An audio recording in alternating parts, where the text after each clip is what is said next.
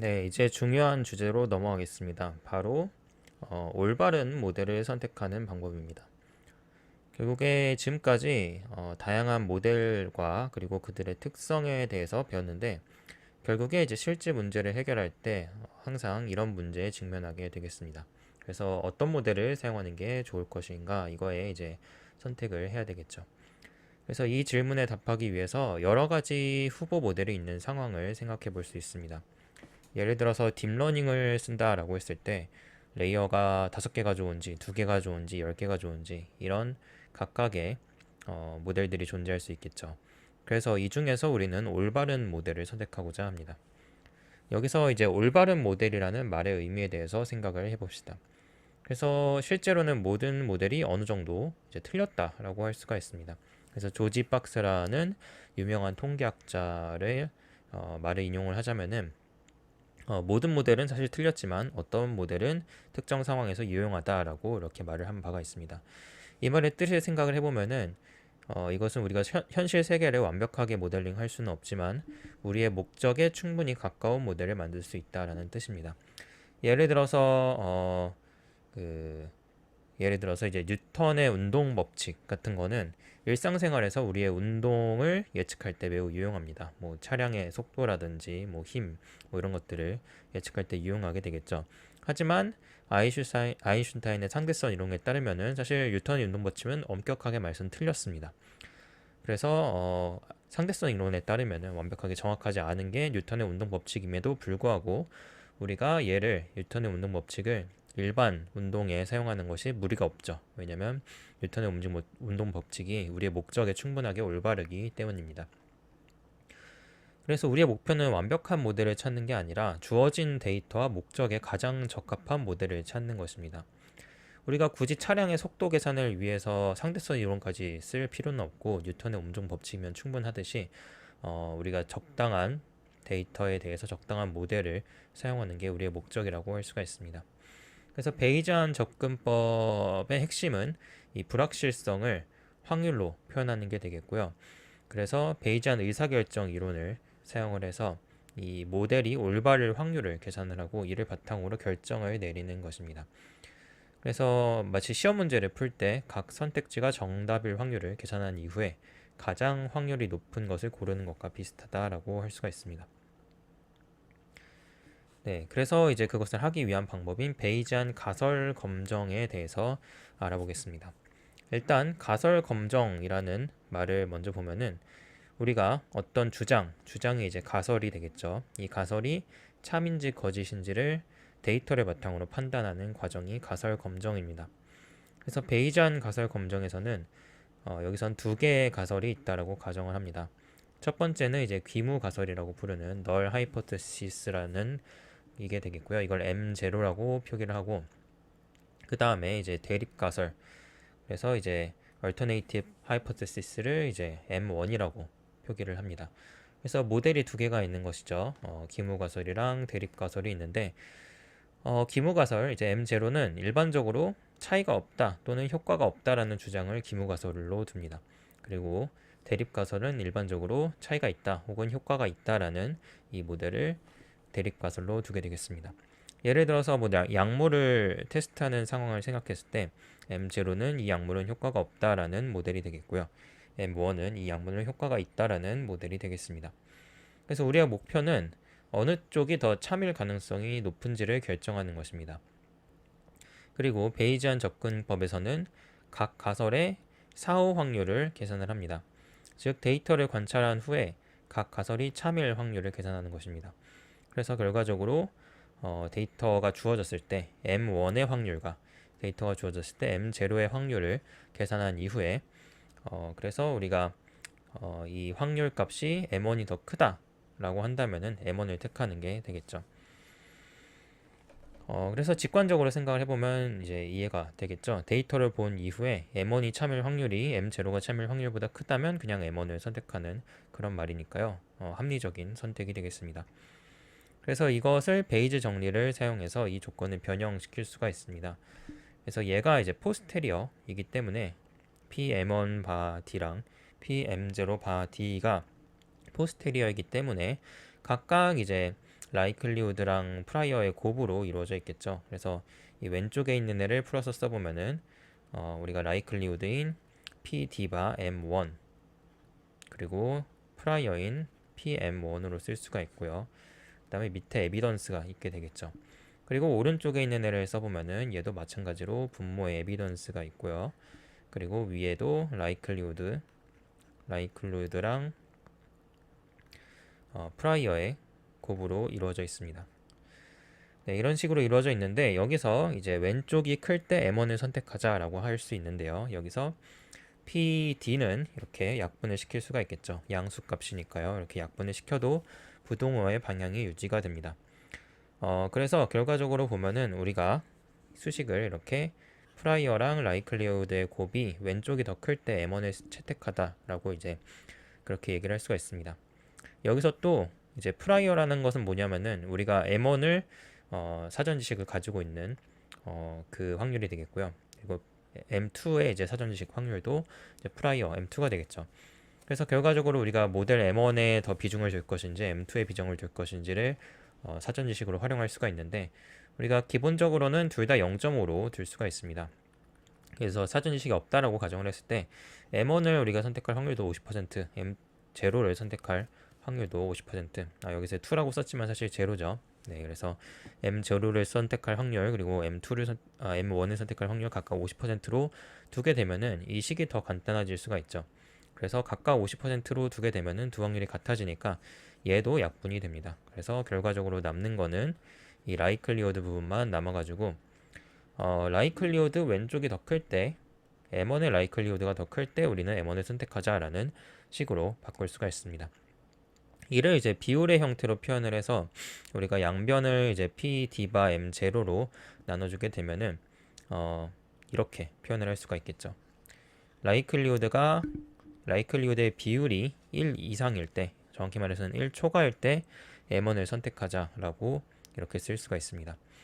그리고 이 비율을 우리가 특별한 이름으로 베이즈 인자라는 이름으로 부릅니다. 그래서 베이즈 팩터라는 이 이름으로 이 비율을 부르게 되겠고요.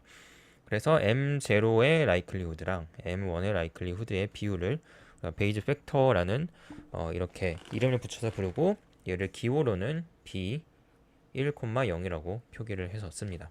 그래서 B1,0은 베이즈 인자를 나타내는 기호가 되겠습니다.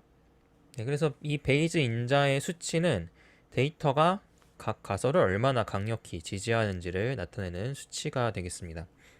예를 들어서 이 B1,0 베이즈 인자가 10이다. 10이라는 수치를 가졌다라고 한다면은 분자가 10배 더 크다라는 뜻이 되겠죠. 그렇기 때문에 데이터는 M1을 10배 더 강력히 지지한다라고 해석을 할 수가 있습니다. 그래서 베이즈 인자는 약간 라이클리우드 비율과 비슷하지만 한 가지 주요한 차이가 있습니다. 라이클리우드 비율은 우리가 그 식이 이렇게 됐었죠. P D 바 세타 1 그리고 P D 바 세타 0 이런 식으로 쓸 수가 있었습니다. 여기서 세타랑 M1의 차이가 뭐냐면은 라이클리우드의 비율에서는 우리가 세타의 구성이 같아야 됩니다. 예를 들어 이 세타 1번도 이제 뮤랑 시그마로 이루어져 있는 구성이고 세타 제로도 뮤랑 시그마로 이루어져 있는, 그러니까 구성이 같아야 되는 제약 조건이 있습니다. 근데 이 베이즈 팩터에서는 이 M1이라는 것은 구성이 달라도 됩니다. 예를 들어 이제 M1은 이제 세타로 사실 이루어져 있는 모델이긴 하지만 그 세타의 개수라든지 세타의 구성이 M0랑 이제 달라도 된다라는 게 이제 이 라이클리후드 레이시오랑 다른 점이 되겠습니다. 그래서 이제 복잡도가 다른 모델을 이 베이즈 팩터로 비교할 수가 있게 되는 것입니다. 그래서 예를 들어서 뭐 M0가 레이어 2개로 이루어진 딥러닝이고 M1이 레이어 10개로 이루어진 딥러닝이다 라고 이렇게 둘 수도 있는 것입니다. 이것이 이제 원래는 라이클리우드 비율에서는 안 됐었죠. 근데 이제 이런 베이즈 팩터에서는 이렇게 다른 모델 구성도 비교할 수가 있게 되는 것입니다. 그래서 우리가 라이클리우드만 살펴본다면은 사실은 항상 컴플렉스한 모델이 항상 유리하죠. 항상 컴플렉스한 모델이 라이클리우드가 높으니까요. 우리가 뭐 10층짜리 딥러닝이랑 2층짜리 딥러닝이랑 비교를 하면은 라이클리우드는 거의 대부분 10층짜리 딥러닝이 우수할 것입니다. 그래서 라이클리후드를 비교하게 되면은 우리가 모델을 정확하게 비교를 할 수가 없게 되겠고요. 그래서 이런 식으로 모델의 파라미터 구성이 다를 때 베이즈 인자를 써서 비교를 해서 어느 모델이 더 좋은지를 판단을 하게 되겠습니다. 그래서 베이즈 팩터를 계산을 했을 때 얘를 해석하는 표가 바로 여기 슬라이드에 나와 있는 표가 되겠습니다. 이제 제프리스라는 통계학자가 만든 베이즈 인자에 따른 해석 방법이 되겠고요. 그래서 베이즈 팩터가 뭐 100분의 1부터 100까지 이런 식으로 어떻게 범위에 따라서 우리가 어떤 식으로 해석을 해야 되냐가 이제 오른쪽에 써 있습니다. 예를 들어서 이제 베이즈 팩터가 100분의 1보다 작다라고 했을 때는 이제 M1에 대한 결정적인 증거라고 해석을 할 수가 있습니다. M1이 분모에 있는데 분모가 100배 더 큰 것이 되니까요. 이제 M1이 아니라 이제 M0가 되겠죠. M0가 100배가 더 큰 것이 되니까 이제 M0에 대한 결정적인 증거라고 해석을 할 수가 있게 되겠고, M1일 확률이 100배 더 작다, M0일 확률이 100배 더 크다라고 해석을 할 수가 있습니다. 또한 이제 정도에 따라서 우리가 이렇게 베이즈 팩터가 어느 수치에 있는지에 따라서 예를 들어 뭐 베이즈 팩터가 3분의 1 이하 10분의 1 초과 이렇게 됐을 때는 뭐 M0일 확률이 조금 더 높다, 모더레이트하다 라고 할 수가 있게 되겠고요. 이런 식으로 수치에 따라서 M0와 M1의 가능성에 대해서 이렇게 해석을 할 수가 있게 되는 것입니다. 그래서 전통적인 통계학에서는 p-value라는 것을 사용을 하는데요. 바로 이 베이즈 팩터가 p-value의 대안으로 볼 수가 있습니다. 그래서 p-value랑 달리 베이즈 팩터는 직접적으로 두 가설을 비교하는 것이고요. p-value는 사실은 널 하이포테시스를 부정하는 확률을 이제 계산을 하는 것이죠. 그래서 널 하이포테시스의 확률이 뭐 0.05 이하이기 때문에 널 하이포테시스가 아닌 얼터네이티브가 이제 얼터네이티브일 확률이 더 높다라고 이제 말하는 게 p-value인 반면에 베이즈 팩터는 두 가설을 직접적으로 비교를 해서 어떤 비율의 수치를 계산하는 것입니다. 그래서 p-value에서는 이 널 하이포테시스의 확률만 계산을 하고 그게 아닐 확률이 높기 때문에 우리가 이제 얼터네이티브일 확률이 높다라고 이제 해석을 내는 방법에, 반면에 이제 베이즈 팩터는 둘 다 확률을 계산을 해서 비율을 계산을 하게 되겠습니다. 네, 그래서 이제 베이즈 팩터랑 이제 베이지안 가설 검정의 일반적인 개념에 대해서 배웠는데요. 이 개념을 실제 예제에 적용을 해보겠습니다. 가장 간단하면서도 직관적인 예제인 동전 던지기에 대해서 살펴보겠습니다. 동전 던지기는 사실 뭐 기초 예제가 될 수가 있고 이해하기 쉬운 예제라고 할 수가 되겠습니다. 그래서 우리가 동전을 던졌을 때 이 데이터가 동전이 공정한지 아닌지를 테스트하고 싶다라고 해봅시다. 그래서 어떤 동전 던졌을 때 데이터를 이제 앞면, 뒷면, 뒷면, 앞면 뭐 이런 식으로 얻게 되는데, 이런 데이터가 공정한 동전에서 생성이 되었는지 아니면 편향된 동전에서 생성되었는지 결정하고자 하는 게 우리의 문제가 되겠습니다. 이때 M0랑 M1은 이런 식으로 가정을 할 수가 있겠죠. M0는 이제 널 하이포테시스, 그러니까 우리가 이제 페어한 코인이다 라고 세울 수가 있게 되겠고요. 그래서 동전이 페어하다 라고 하면은 우리의 동전이 앞면이 나올 확률이 0.5이다, 50%이다 라고 이제 가설을 들 수가 있게 되겠고, M1 같은 경우에는 편향된 동전이라서 이 세타 앞면이 나올 확률이 0에서 1 사이 어디에서도 존재할 수 있다 라고 이렇게 얘기할 수 있습니다. 먼저 이제 M0의 라이클리후드를 계산을 해보게 되면은 이런 식으로 계산할 수가 있겠죠. M0의 라이클리후드는 그냥 횟수 n을 2분의 1의 n제곱이 되는 것입니다. 그래서 공정한 동전이라면은 각 던지기는 독립적이고 앞면이 나올 확률은 항상 0.5이기 때문에 이런 식으로 이제 2분의 1의 n제곱으로 시행 횟수를 이제 제곱수로 해가지고 라이클리후드를 계산을 할 수가 있게 되겠죠. 그래서 예를 들어서 동전을 5번 던져서 앞면이 3번 나왔다라고 한다면은 그냥 32분의 1로 계산이 될 수가 있습니다. 이제 M1의 라이클리후드를 계산을 해봅시다. 이 경우에는 세타가 알려져 있지 않기 때문에 모든 가능한 세타 값에 대해서 적분을 해야 됩니다. 그래서 이런 식으로 계산을 해야 되겠고요. 이것을 위해서 이제 베타 분포를 프라이어로 써가지고 우리가 계산을 할 수가 있습니다. 그래서 베타 분포 같은 경우에는 우리가 이 적분을 했을 때 오른쪽과 같이 나오는 것이 알려져 있습니다. 그래서 사실 우리가 베이지안 통계학 챕터 4 할 때 이제 살펴봤었고요.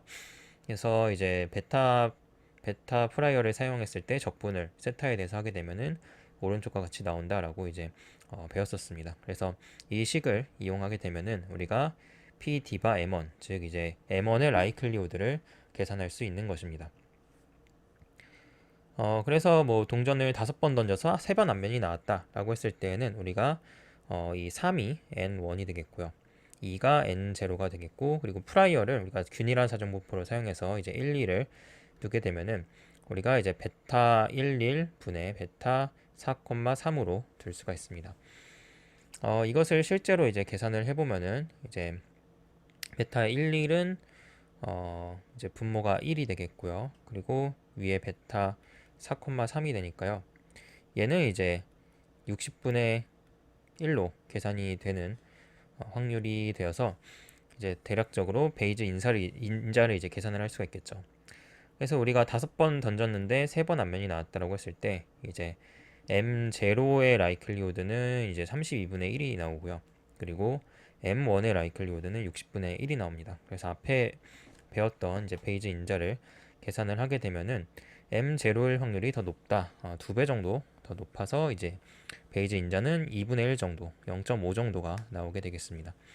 그래서 이 결과는 M0일 확률이 조금 더 선호된다라고 할 수가 있겠고, 즉 동전이 공정할 확률이 더 높다라고 할 수가 있습니다.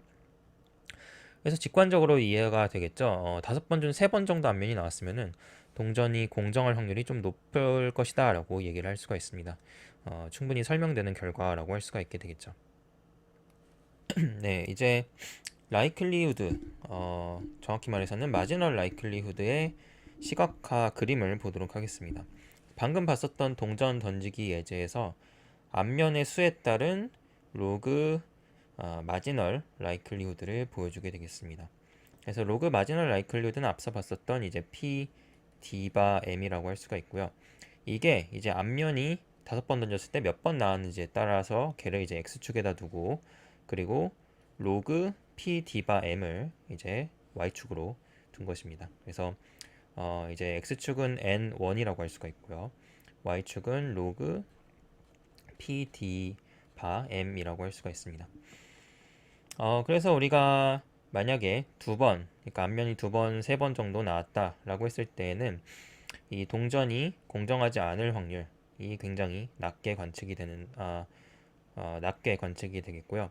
그리고 만약에 그 5번 나왔다, 뭐 0번 나왔다라고 했을 때, 앞면이 이렇게 많이 나오거나 적게 나왔다라고 했을 때는 이 확률, 동전이 공정하지 않을 확률이 올라가는 것을 확실하게 볼 수가 있게 되겠죠. 그래서 앞면의 수가 뭐 0이나 5와 같이 극단적인 값을 가질 때 편향된 동전 모델의 라이클리후드가 더 높아지게 돼서 이런 식으로 시각화를 시킬 수가 있게 되는 것입니다.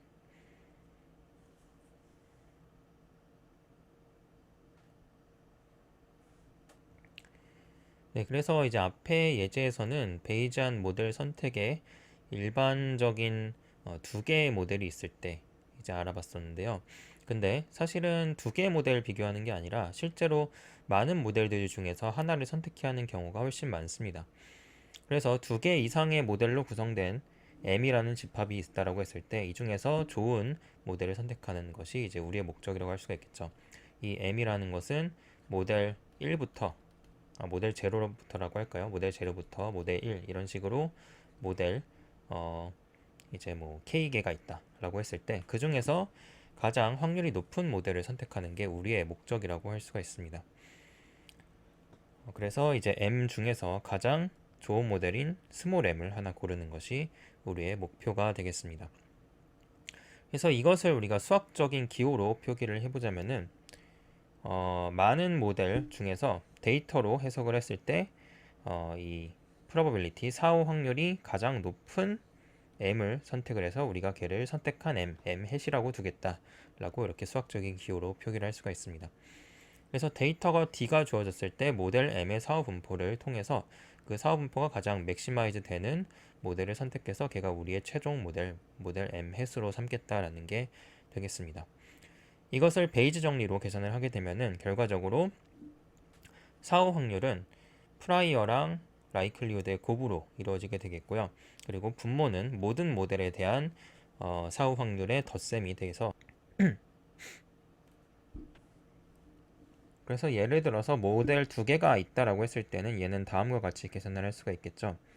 P, D, 바, M1, P, M1 그리고 이제 분모에는 P, D 바 M1 곱하기 P, M1 플러스 P, D 바 M2 곱하기 P, M2 이런 식으로 쓸 수가 있겠고 얘가 바로 우리가 모델 M1이 더 적합할 확률이 되겠습니다. 데이터를 관측했을 때 M1의 사후 확률을 이런 식으로 계산을 할 수가 있고요. M2의 사후 확률은 이제 분자를 이제 2로만 바꿔주면 되겠죠. 이런 식으로 분자랑 이제 왼쪽을 2로만 바꿔주면은 M2의 확률이 되겠습니다.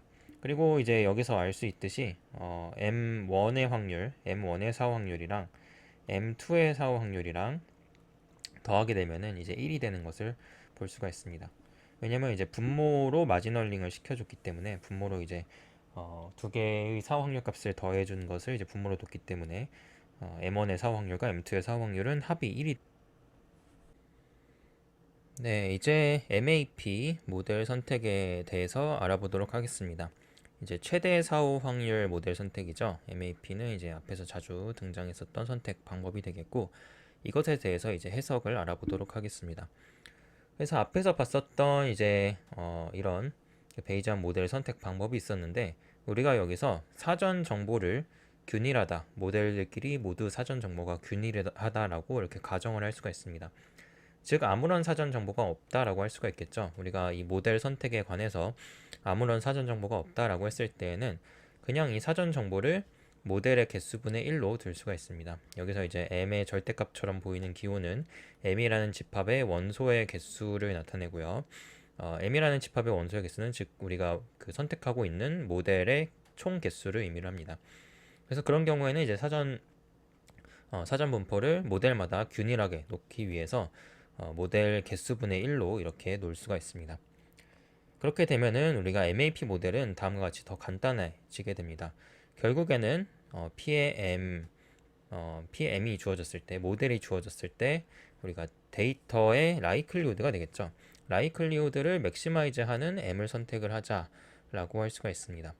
그래서 모델에 대한 정확히 말하면은 이제 세타가 아니라 M이 이제 세타가 아니니까 이제 마지널 라이클리후드라고 부르게 되겠고요. 세타에 대해서 이제 마지널링을 해서 만든 적분을 취해서 만든 모델의 라이클리후드가 되겠습니다. 그래서 마지널 라이클리후드를 맥시마이즈 하는 그 모델을 우리가 선택을 하겠다. 이런 식으로 수식을 쓸 수가 있게 되는 것입니다. 그래서 마지널 라이클리후드는 우리가 에비던스라고도 부르고 베이지안 수식에서 이제 분모에 있는 수식이죠. 그래서 얘는 모델에 대한 모델이 주어졌을 때 데이터의 라이클리후드가 되겠고요. 이것은 세타에 대해서 마지널링을 해서 만듭니다. 우리가 모델이 주어졌을 때 세타의 확률을 이제 모델과 세타가 주어졌을 때 데이터의 확률에 곱한 뒤에 세타에 대해서 적분을 하게 되면은 우리가 세타가 지워지게 되겠죠. 세타에 대해서 마지널링을 시켜서 세타가 지워지게 돼서 이런 식으로 값이 나오게 됩니다. 그래서 직관적으로 다음과 같이 이해를 할 수가 있게 되겠죠. 데이터의 가능도를 모든 가능한 매개 변수 세타에 대해서 평균을 낸 것이다. 가중 평균을 낸 것이다 라고 할 수가 있습니다. 모델이 존재했을 때 세타가 그렇게 존재할 확률인 p 세타 바 m을 우리가 이제 이 라이클리후드에다가 적분을 해가지고 가중 평균을 낸 것이 되겠죠. 이걸 모든 세타에 대해서 하니까 세타에 대해서 가중 평균 냈다라고 이렇게 얘기를 할 수가 있습니다. 그래서 구체적인 예를 들어서 설명을 해보면은 결국 선형 회귀 모델을 고려한다라고 했을 때 이 모델의 세타는 기울기 w랑 이제 y 절편인 베타라고 둘 수가 있습니다. 그래서 fx가 wx 플러스 b일 때 이때 세타는 w랑 b가 되겠죠. 이때 우리가 이 p d바 세타 m은 이 매개 변수 값들 w랑 b로 예측한 결과가 실제 데이터랑 얼마나 잘 맞는지를 나타냅니다. 그래서 우리가 W랑 B를 적당하게 정한 이후에 그거를 이제 데이터, 우리가 관측한 데이터에 대해서 라이클리후드를 계산을 할 수가 있겠죠. 그래서 그 계산한 값이 바로 P D바 세타 M이 되겠고요. 그리고 P 세타 바 M, 이제 뒤쪽에 있는 얘는 우리가 각 매개 변수 값에 대해서 가지고 있는 사전 믿음을 나타내게 되겠습니다. 예를 들어서 이 극단적인 기울기, 예를 들어 W가 뭐 100이다, 1000이다, 뭐 무한대다 이런 값들은 덜 그럴듯하다라고 모델링을 할 수가 있고요. 예를 들어서 1.0일 것 같다라고 했을 때 1.0을 중심으로 하는 가우시안 분포를 이제 W 분포로 그렇게 사전 분포로 둘 수가 있게 되겠죠.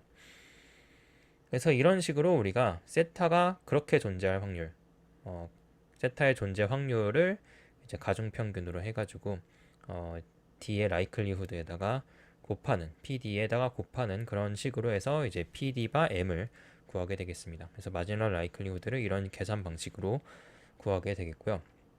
이렇게 하게 되면은 세타의 개수가 다를 때, 즉 우리가 파라미터 개수가 다를 때도 비교가 가능해집니다. 예를 들어서 선형 회귀랑 10차 폴리노미얼 회귀를 비교 가능해지게 되겠고요.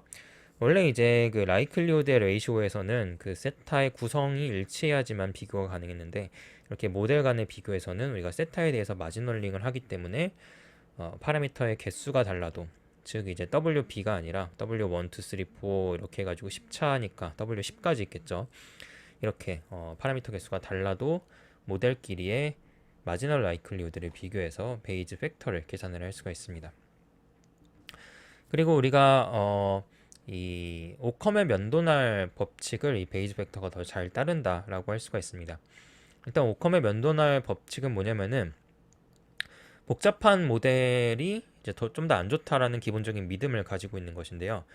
우리가 라이클리후드가 동일할 때에는 좀 더 단순한 모델을 선택하자라는 원리가 오컴의 면도날 원리입니다. 그런데 이 복잡한 모델 같은 경우는 이 P 세타 M 같은 경우가 많은 수의 확률을 곱하게 되겠죠. 그러니까 세타의 파라미터가 많으니까 우리가 세타 1에 대해서 라이클리후드 얘를 이제 곱하기 세타 2에 대한 라이클리후드 뭐 이런 식으로 P 세타 1, P 세타 2 곱하기 P 세타 3 이런 식으로 세타의 개수가 많을 때에는 이런 식으로 우리가 세타의 확률이 굉장히 낮은 값이 됩니다. 반면 세타의 개수가 적을 때에는 이 적게 곱해도 되기 때문에 상대적으로 더 높은 값이 되죠. 그래서 이 P 각각 세타가 P 세타 각각이 0에서 1 사이의 수치이기 때문에 많이 곱하면 곱할수록 점점 더 숫자가 작아집니다. 그래서 이 P 세타 바 M이 파라미터 개수가 작을 경우에는 일반적으로 P 세타 M은 수치가 커지고요. 파라미터 개수가 많아질수록 뭐 10차 다항식 회귀, 100차 다항식 회귀 이렇게 갈수록 P 세타 바 M은 수치가 작아집니다. 그래서 결과적으로 마지노럴 라이클리후드도 복잡한 모델에 대해서 더 작아질 가능성이 높게 되겠고요. 오컴의 면도날 원리를 자연스럽게 구현한